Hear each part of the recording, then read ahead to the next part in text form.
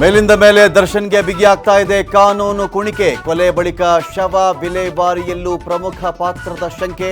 Remand ಅಪ್ಲಿಕೇಶನ್ನಲ್ಲಿ ದರ್ಶನ್ ಪಾತ್ರದ ಬಗ್ಗೆ ಉಲ್ಲೇಖ. ಈವರೆಗೆ 118 ಸಾಕ್ಷ್ಯ ಸಂಗ್ರಹ. ರೇಣುಕಾಸ್ವಾಮಿಯನ್ನ ಶೆಡ್ನ ಸೆಕ್ಯೂರಿಟಿ ರೂಮ್ನಲ್ಲಿ ಎಸೆದಿದ್ರ.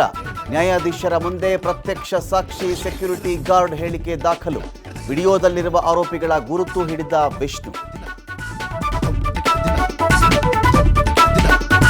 ಮೈಸೂರಿನ ಹೋಟೆಲ್ನಲ್ಲಿದ್ದುಕೊಂಡೇ ಸಾಕ್ಷ್ಯ ನಾಶಕ್ಕೆ ದರ್ಶನ್ ಸ್ಕೆಚ್ ಹಾಕಿದ ಆರೋಪ.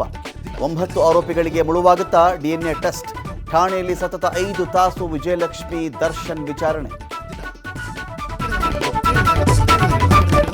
ನನ್ನ ಮೇಲೆ ಯಾವ ಮಂತ್ರಿಗಳ ಒತ್ತಡವೂ ಇಲ್ಲ. ಕಾನೂನು ಹೇಳಿದ್ದನ್ನೇ ಕೇಳೋದು. ಅದೆಲ್ಲವೂ ವದಂತಿಗಳು ಅಷ್ಟೇ. SPP ಬದಲಾವಣೆ ವದಂತಿಗೆ ಸಿಎಂ ಸ್ಪಷ್ಟ ನುಡಿ. ಹೈ ವೋಲ್ಟೇಜ್ ಕದನಕ್ಕೆ ಸಾಕ್ಷಿಯಾಗುತ್ತಾ ಚನ್ನಪಟ್ಟಣ ಉಪಕದನ.